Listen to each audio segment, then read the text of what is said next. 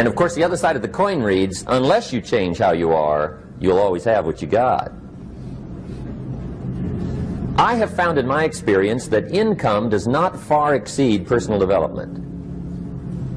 Now sometimes income takes a lucky jump, but sure enough, unless you grow out where it is, it'll usually come back where you are. Life has strange ways. If somebody hands you $1 million, best you become a millionaire quickly, so you get to keep the money. Otherwise, sure enough, it'll disappear. Somebody once said, if you took all the money in the world, divided it up equally among everybody, it would soon all be back in the same pockets. Incredible. Success is something you attract, not something you pursue. Success is looking for a good place to stay. So instead of going after it, you work on yourself. Personal development. See, the major question to ask on the job is not what are you getting. The major question to ask on the job is what are you becoming? See, the big question is not what am I getting paid here. The big question is what am I becoming here? Because true happiness is not contained in what you get. Happiness is contained in what you become. So that's our major subject for tonight, personal development. Of all the assignments Mr. Schoaf gave me at age 25, this was probably the most difficult. In fact, I'm still working on this one. I think it's an unending challenge to see what you can become. The next subject is called Basic Laws. And it's good to study the basics. And I call these basics primarily because they come from the Bible. Now, I'm not a theologian or a minister, and that'll be apparent. But Mr. Schoaf taught me that the Bible was a good textbook for ideas and stories and success equations, how to live the better life. I found out that was true. He also taught me that the Bible is as practical as it is spiritual, and I found out that's true. If you look at your bank account and your income and you're not happy, there are several places in the Bible to check to see what the heck's wrong so you can make the changes. And we're going to cover some of those tonight, called basics. Okay, the next subject is my favorite, setting goals. Mr. Schoaf taught me how to set goals. What a favor that was. One morning at breakfast, shortly after I met him, he said, Jim, let me see your current list of goals and let's go over them and talk about them. He said, maybe that's the best way I can help you get a better direction started. And I said, I don't have a list. He said, well, is it out in the car or home somewhere? I said, no, sir. I don't have a list anywhere. He said, well, young man, that's where we got to start. He said, I can tell you right now, if you don't have a list of your goals with you, he said, I can guess your bank balance within a few $100s. Which he did. And that got my attention. I said, you mean my bank balance would change if I had a list of goals? He said, drastically. That day I became a willing student how to set goals. And sure enough, learning how to set goals changed my life. And I often wondered why no one had ever taught me how to set goals up until age 25. I went to high school, but if they offered it, I missed it. I went to college for a year, never heard it. I worked for Sears. Really. And to my knowledge, Sears never taught it. Right? How to set goals. So here I am, age 25, married, my family's starting, I've been to college, I'm working, and I still don't know how to set goals. But fortunately, when I was 25, I met the man who taught me how, and it revolutionized my whole life. Economically, socially, personally, it's incredible. So I want to share with you tonight what Mr. Schoaf shared with me, how to set goals. It can be a life changer. Okay, the next subject is the negative part of the seminar. Life is part negative, so we got to talk about the negative. And this subject is called diseases of attitude. Diseases of attitude. There's a lot of things that can wreck your chances to do well. We live in a rather dangerous world, so you got to be not only wise, you got to be careful. Now, attitude diseases are just as bad as physical diseases, right? High blood pressure, heart trouble. I mean, a lot of things will ace your chances to do well. So you've got to be careful. And attitude diseases are deadly. I mean, they'll destroy all the good things you start. Okay?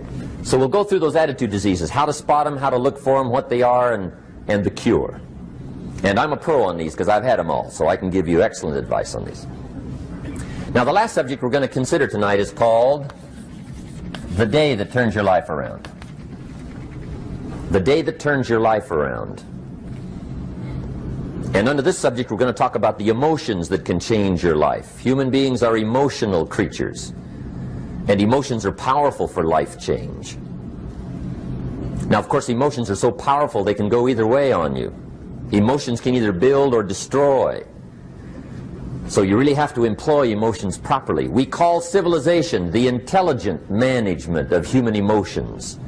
If you can intelligently apply your emotions in the right direction, no telling what can happen. Could turn your life around one day would be sufficient. So we'll talk about those. Okay. Now that's a lot to cover in one evening, but we'll keep at it here and see if we can't get it all done. I'd like to have you now jot down the theme of the seminar.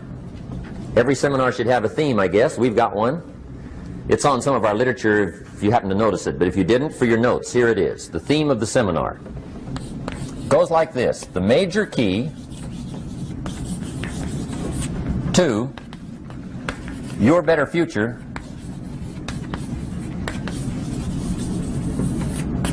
is you. That's the theme of our seminar tonight. The major key to your better future is you. And I'd like to have you underline two words just to give it some added punch. Underline the word major and the word you,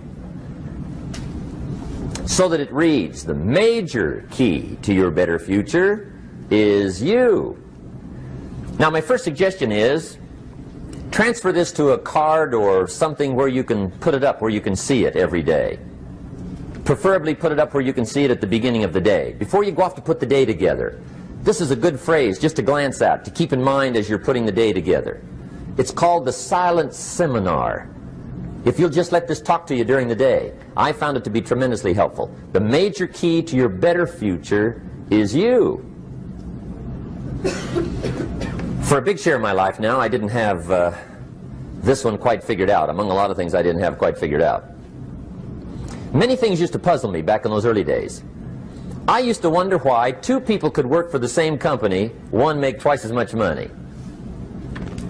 Now, see, that used to puzzle me.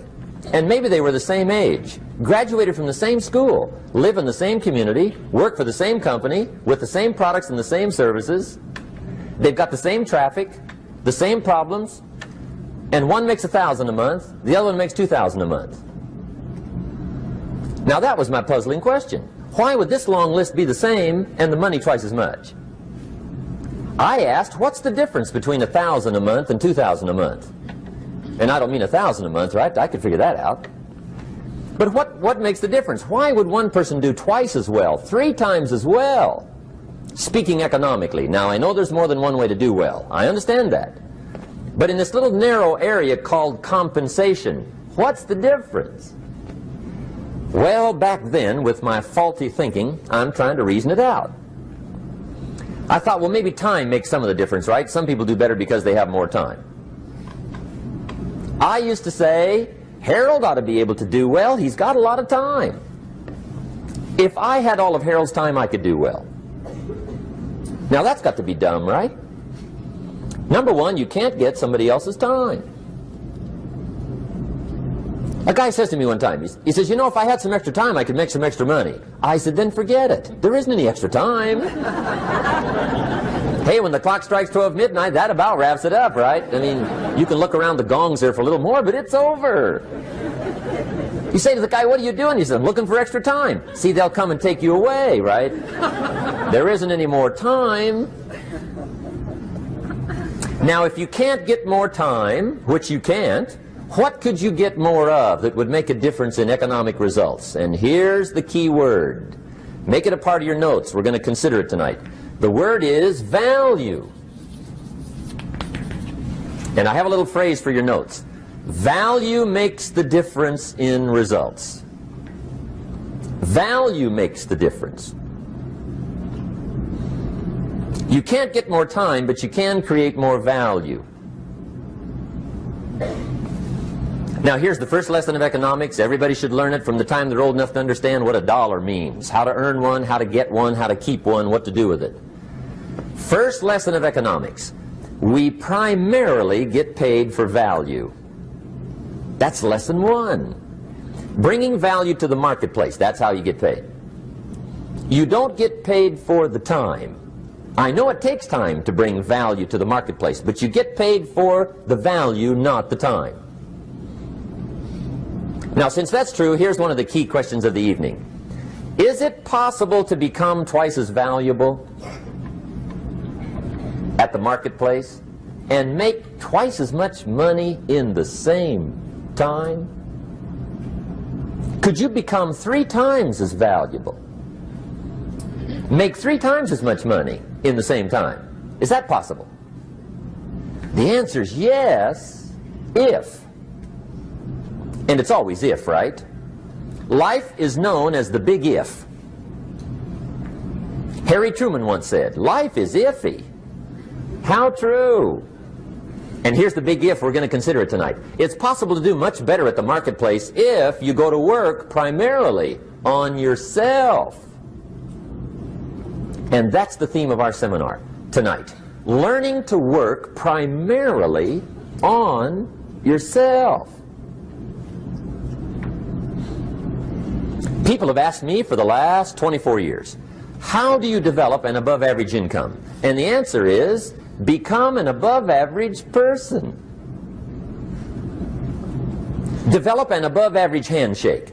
Some people want to be successful, they don't even work on their handshake. As easy as that would be to start on. They let it slide, they don't understand. Develop an above-average smile. Develop an above-average excitement. Develop an above-average interest in other people.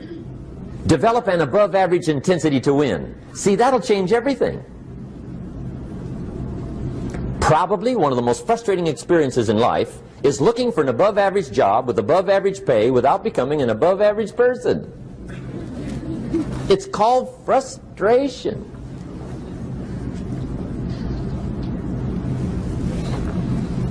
And Mr. Schoaf gave me probably the greatest clue he gave me when I first met him. He said, Jim, if you want to be wealthy and happy the rest of your life, just learn this lesson well. He said, learn to work harder on yourself than you do on your job.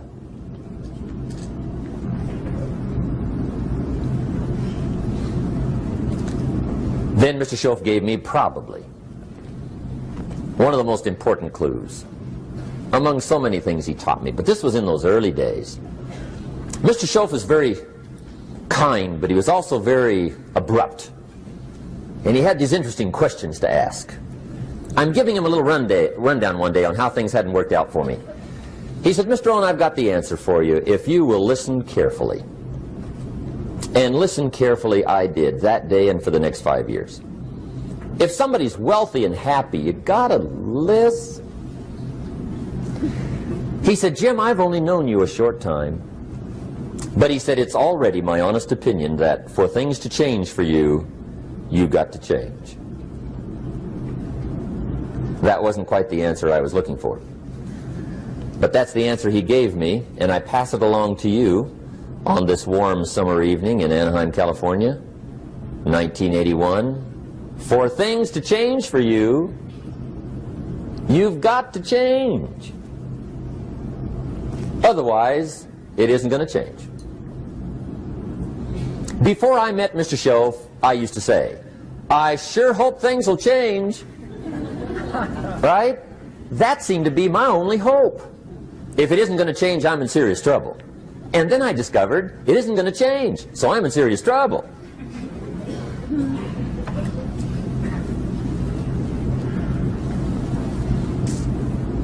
See, I can tell you what the 80s are going to be like. You have dropped into the right place.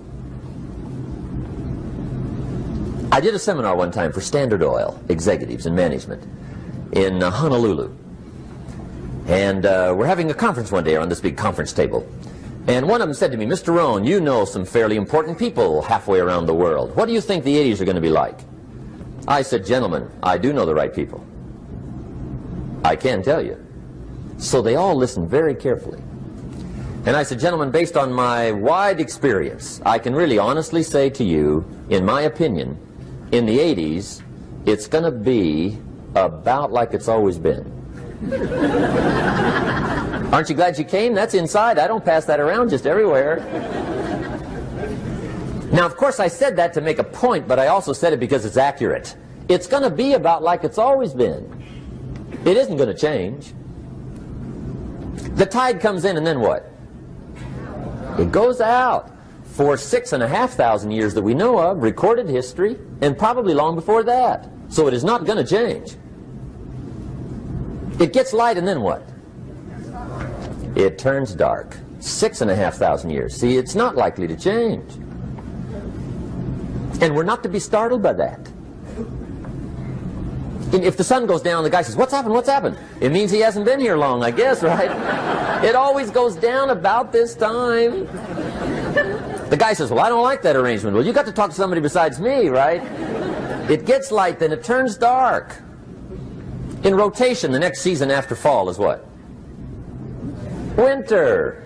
Pray tell, how often does winter follow fall?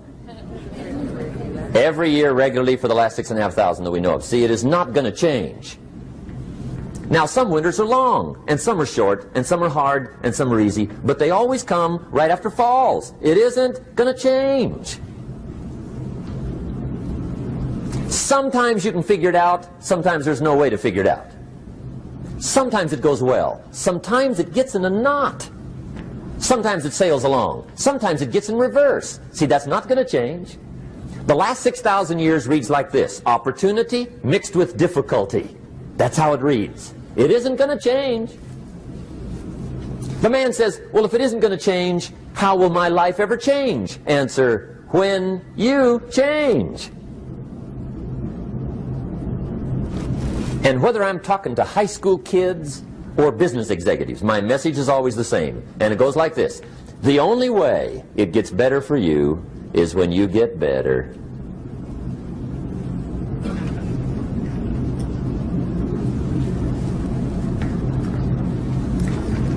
Let me give you the 4 major lessons in life to learn. Here's 4 majors.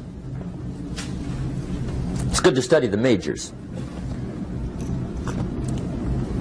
In our weekend seminar we teach, some people don't do well because they major in minor things. You've got to be on the lookout. At the end of every week, end of every month, you've got to check, make sure you're not spending major time on minor things. Okay, we go through that whole series. Majors and minors. Now, let me give you 2 phrases before we get to the 4 majors. This will set it up and you'll see where I'm going. 2 key phrases for your notes. Here's the first one. Life and business is like the changing seasons. That's the first phrase. Life and business is like the changing seasons. One of the best ways to describe life, it's like the seasons. Frank Sinatra sings, life is like the seasons. Now here's the second phrase. Very important. You cannot change the seasons, but you can change yourself. You can't change the seasons, but you can change yourself. And see, that's how life gets better for you, not by chance, but by change. Now, here's the 4 major lessons in life to learn. I've got my first book finished, came out a couple of weeks ago. This is in it, the 4 major lessons in life to learn. Here they are. Number 1, learn how to handle the winters. That's lesson 1. They come right after falls, with regularity. Some are long, and some are short, and some are hard, and some are easy, but they keep coming. You must learn to handle the nights. They come right after days. You must learn to handle difficulty. It comes right after opportunity. You must learn to handle recessions. They always follow progressions. For the last 6,000. See, it isn't going to change. The lesson you must learn is how to handle it. And there's all kinds of winters, right? The winter when you can't figure it out. The winter when it all goes smash. The winter when it turns belly up. The winter when it won't work, when you've run out of money and you've got a broken heart. See, those are winter times. There's all kinds. Economic winters, social winters, personal winters. When your heart is smashed in 1,000 pieces and the nights are unusually long, your prayers seem to go no higher than your head. It's wintertime. Barbra Streisand sings, "It used to be so natural to talk about forever, but used to be's don't count anymore. They just lay on the floor till we sweep them away. You don't sing me love songs, and you don't say you need me, and you don't bring me flowers anymore." A song of winter. But see, the disappointments come. Those are normal. That's part of life. But the question is, how do you handle it? How do you handle the coming winters and the disappointments and the down times? Well, you can't get rid of January by tearing it off the calendar. But here's what you can do. You can get stronger, you can get wiser, and you can get better. The winters won't change, but you can. And that's how life changes for you. See, before I understood, when it was winter, I used to wish it was summer. I didn't understand. When it was hard, I used to wish it was easy. I didn't know. And then Mr. Schoaf gave me a part of his very unique philosophy when he said, "Don't wish it was easier, wish you were better." See, that triggered my whole life change. Don't wish for less problems, wish for more skills. Don't wish for less challenge, wish for more wisdom. That's the key. So that's lesson 1, learn how to handle the winters. Here's lesson 2, learn how to take advantage of the spring. That's the second one. Spring is called opportunity. And spring follows winter. What a great place for it. If you were going to put it somewhere, that'd be the place to put it, right after winter. And pray tell, how often does spring follow winter? Every year with regularity, 6,000. You can almost count on it. See, opportunity always comes. Days follow nights. Isn't that terrific? Opportunity follows difficulty. But here's what you must learn to do. Underline these 2 words in that key phrase. Take advantage. Underline those 2. You must learn to take advantage of the spring. See, just because spring rolls around is no sign you're going to look good come fall. You got to do something with it. In fact, you have to get good at one of 2 things in life. Planting in the spring or begging in the fall. Or get somebody to do it for you. See, those are about the only alternatives. Now here's what else you must do. Take advantage of the springs quickly, because there's only a few. Just a handful of springs have been handed to each of us. They don't come forever. Life is fairly brief. So you got to read every book you can get your hands on what to do with your springs while they're here. And take advantage, they soon run out. The Beatles wrote, "Life is so short." And for John Lennon, it was extra short. But life is brief. Elton John sings, "She lived her life like a candle in the wind." It's brief. So whatever you're going to do with your life, you got to get at it. Don't just let the springs pass. Here's the third major lesson in life to learn. Learn how to protect your crops all summer. You got to take care of what you start.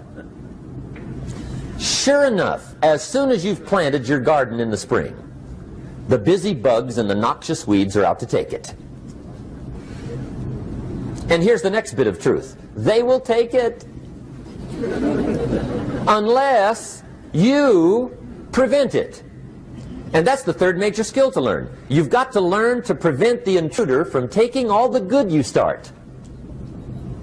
It's one of the challenges. Here's 2 key phrases under number 3. First one, all good will be attacked. on this planet. Maybe not the next one we get to, but on this one, all good will be attacked. Every garden will be invaded. Not to think so is naive. And here's the second phrase. All values must be defended. Political values, social values, community values, family values, marriage values, friendship values, business values. Every garden must be tended all summer. Third major lesson. Now here's number 4. Fourth major lesson in life to learn. Learn how to reap in the fall without complaint. Learn to reap come harvest time without complaint. Take full responsibility for what happens to you. It's one of the highest forms of human maturity, accepting full responsibility. It's the day you know you've passed from childhood to adulthood, the day you accept full responsibility. And another note, learn to reap in the fall without apology. Without apology if you do well, and without complaint if you don't. That's maturity. I used to have that long list of reasons why I wasn't doing well. To explain. You got to explain, right? Otherwise you're going to look bad. I used to have this funny list called Reasons for Not Looking Good.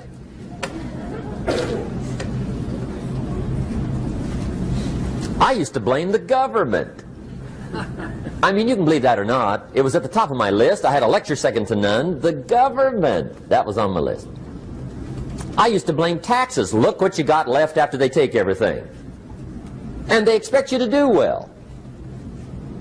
That was on my list there. Prices, that one's easy, right? You walk into the supermarket with $20, come out with a little half bag. So I had that on my list.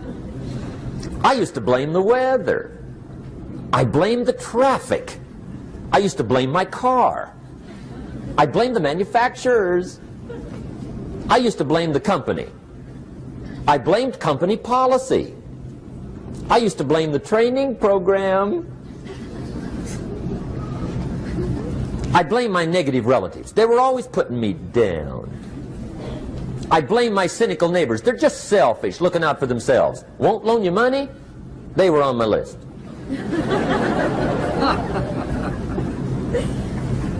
I used to blame the economy. I blamed the community. That's a pretty good list for not doing well, isn't it? I thought it was good.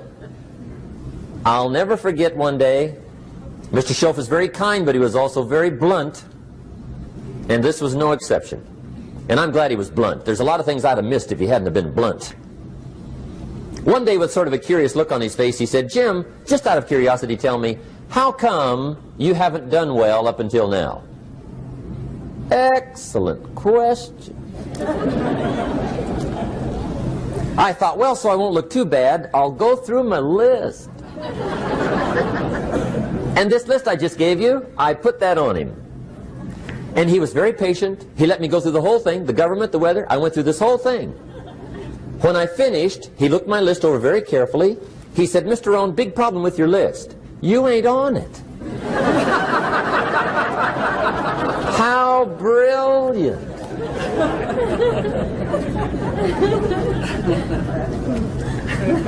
When I went to work for him a few months later, I learned very quickly to tear up my list, reasons for not doing well, and I threw it away. And I got me a fresh piece of paper. And I put one word on it. Me. There's a Black Heritage spiritual that says, "It's not my mother nor my father, nor my brother nor my sister, but it's me, oh Lord, standing in the need of prayer." See, I used to blame everything outside. And then let me give you a little philosophy that helped turn my life around. For your notes, here it is. It's not what happens that determines the quality or the quantity of your life. It's not what happens. And the reason is because what happens happens to about everybody. No different. The sun went down on all of us last night. A common event, a happening. And I found out that the same things can happen to two different people. One gets rich and one stays poor. Why is that? It's because it's not what happens, but rather it's what you do that changes everything. So that's a key phrase. It's not what happens, it's what you do. What happens is about the same. You might put that in parentheses here. Same. What people do, that's what's different.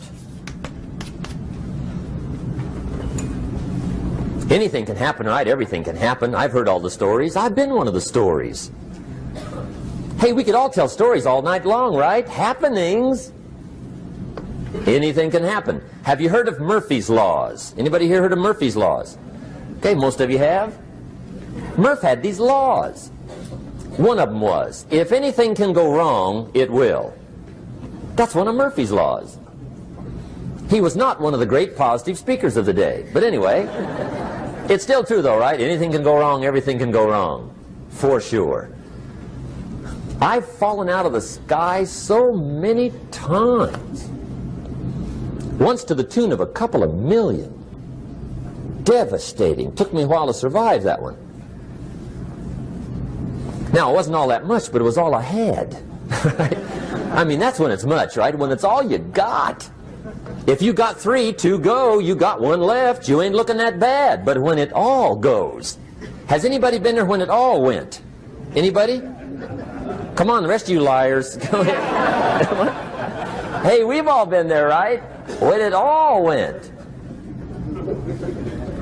Of course, it used to be a long time ago, right? When you ran out of money, got to 0, you were all through. Heck, now you can whistle right on by 0, right? I mean, they will bury you. That's what they will do.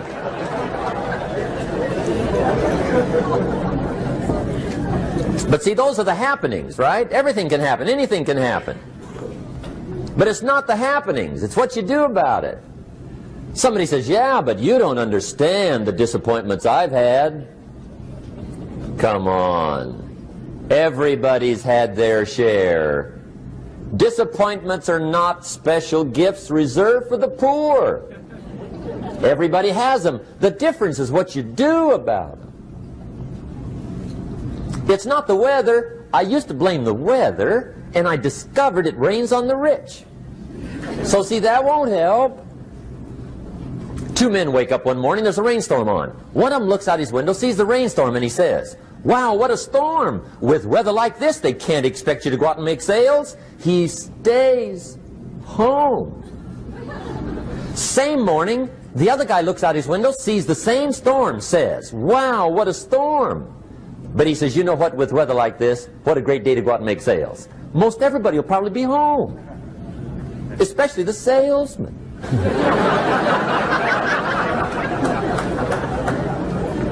See, that's the difference in how your life works out. It's not what happens, it's what you do. So here's one of the key questions of the evening. Starting tomorrow, what are you going to do that'll make a change in your life's direction? Good question. What are you going to do starting tomorrow that'll make a difference? Now see, if you don't do something starting tomorrow that'll make a difference, guess what? It's gonna be the same. And see, that way you can guess what the next 5 years are going to be like. Look at the last 5.